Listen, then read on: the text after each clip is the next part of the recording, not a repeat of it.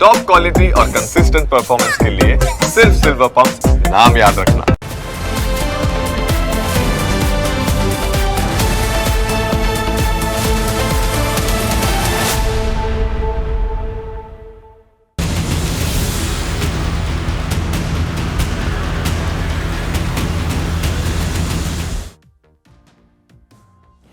આપણું બંધારણ દરેક વ્યક્તિને પોતાની રીતે સારું જીવન જીવવાનો અધિકાર આપે છે। કાયદા મુજબ લાયક ઉંમર ધરાવતો દીકરો કે દીકરી પોતાની રીતે પ્રેમ લગ્ન કરવા માટે સ્વતંત્ર છે। જો કે કડવી વાસ્તવિકતા એ છે કે આજે પણ દીકરાને પ્રેમ લગ્નનો અધિકાર મળે છે, પરંતુ દીકરીને તેનો જીવનસાથી પસંદ કરવાનો અધિકાર આપવામાં પરિવાર રાજી નથી હોતો। ના સમાજ રાજી હોય છે, ના અન્ય લોકો।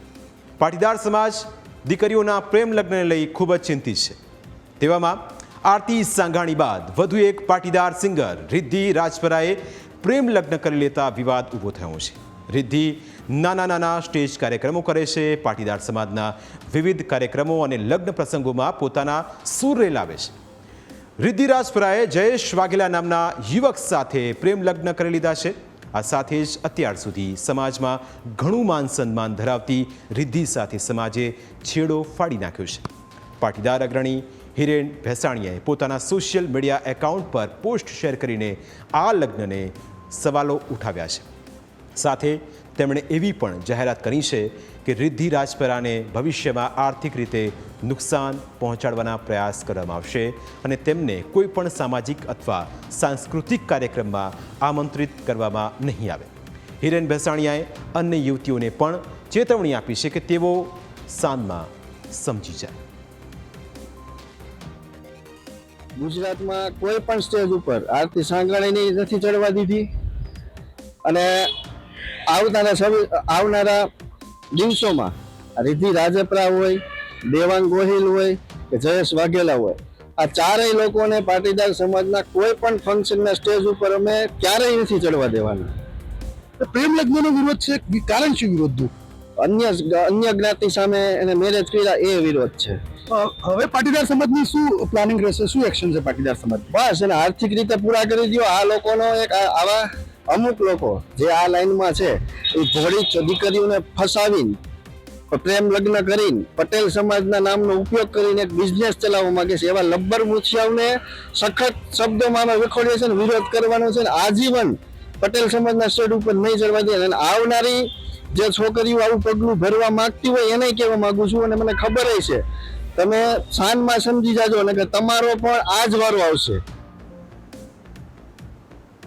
ઉલ્લેખનીય છે કે પ્રેમ લગ્ન આજકાલ દરેક સમાજ માટે સમસ્યા બની ગયા છે। એક તરફ પાટીદાર દીકરીઓને બહારથી રૂપિયા ખર્ચીને કન્યાઓ લાવવી પડે છે અને બીજી તરફ ભણેલી ગણેલી દીકરીઓ અન્ય સમાજમાં લગ્ન કરી લે છે અને તેના જ કારણે સમાજ ચિંતિત છે। તમને ખ્યાલ હશે કે સિંગરની સગાઈ અને લગ્નના વિરોધનો સિલસિલો થોડા મહિના પહેલાં જ શરૂ થયો હતો। સૌથી પહેલાં કિંજલ દવે 6 ડિસેમ્બર 2025ના રોજ ઉદ્યોગપતિ અને એક્ટર ધ્રુવીન સાથે સગાઈ કરી હતી, જેનો બ્રહ્મ સમાજે સખત વિરોધ કર્યો હતો। ત્યારબાદ વાત આવી આરતી સાંઘાણીની। પાટીદાર દીકરી આરતીએ તબલા ઉસ્તાદ દેવાંગ ગોહિલ સાથે લગ્ન કર્યા હતા, જેને લઈ ભારે વિવાદ ઊભો થયો હતો। આરતીના લગ્નને થોડા દિવસ થયા હતા ત્યાં જ રબારી સમાજની દીકરી અને સિંગર કિંજલ રબારીએ અશોક ચૌધરી નામના યુવક સાથે લગ્ન કર્યા હતા।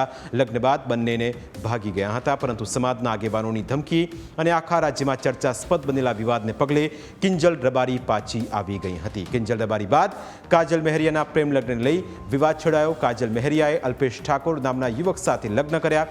હાલમાં તેના છૂટાછેડાની ફેક અરજીને લઈ વિવાદ છેડાયો હતો। આ બધાની વચ્ચે હવે લોકગાયિકા રિદ્ધિ રાજપરાએ અન્ય સમાજમાં લગ્ન કરી લેતા વિવાદ ઊભો થયો છે। હવે એવું જેવું રહેશે કે આ વિવાદ ક્યાં જઈને અટકે છે। આપણે ના ઈચ્છીએ કે કોઈની પણ દીકરી આ રીતે ભાગીને લગ્ન કરે। માતા પિતાની સહમતિથી લગ્ન થાય તે વધુ સારું, પરંતુ આવું ત્યારે જ બનતું હોય જ્યારે પરિવાર લગ્ન માટે સંમત નથી થતો। દરેકને એક પ્રકારની ચિંતા રહેલી છે. લગ્ન કરનાર દીકરીને પોતાના ભવિષ્યની ચિંતા હોય છે, જ્યારે તેના પરિવારને દીકરીની ચિંતા સાથે આબરૂની પણ ચિંતા હોય છે. જ્યારે સમાજના આગેવાનોને સમાજ વેરવિખેર થવાનો ડર લાગે છે. દરેકને લાગે છે કે તેઓ સાચા છે, પરંતુ સાચું કોણ છે અને ખોટું કોણ છે તે આપણું બંધારણ નક્કી કરે છે. અને બંધારણ કહે છે કે દીકરીની ઉંમર 18 વર્ષ કે તેથી વધારે હોય તો તે પોતાનો જીવનસાથી પસંદ કરવાનો અધિકાર ધરાવે છે. એટલે તેને કોઈ રોકી શકતું પણ નથી.